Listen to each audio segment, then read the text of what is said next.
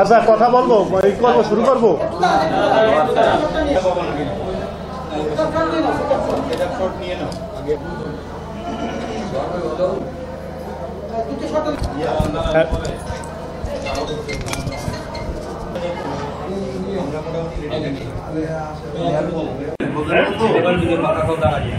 নতুন করে একটু বলেন আমাদের কথা আছে কথাটা ঘটে নাই সেই ঘটনা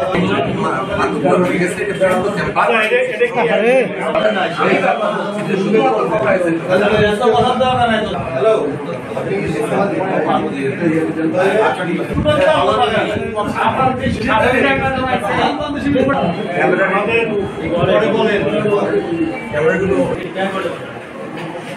সিঙ্গারের লোকটা চামড় গায়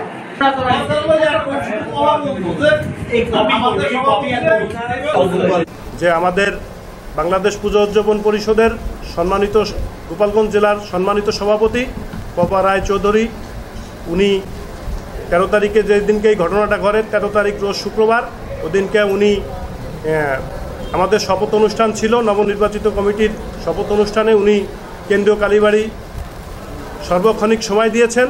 ওই দিনকেই ঘোনাপাড়ায় যে অনাকাঙ্ক্ষিতভাবে একটি মার্ডার হয়েছেন, ওই মার্ডারের সাথে জড়িত হিসাবে একটা মামলা দায়ের ওনার নামে করা হয়েছে। আমরা মূলত ওনার এই মামলার থেকে অব্যাহতি চাচ্ছি, যেহেতু উনি সারাদিনই এখানে ছিল, উনি কোনোভাবেই এই মামলার সাথে সম্পৃক্ততা নাই।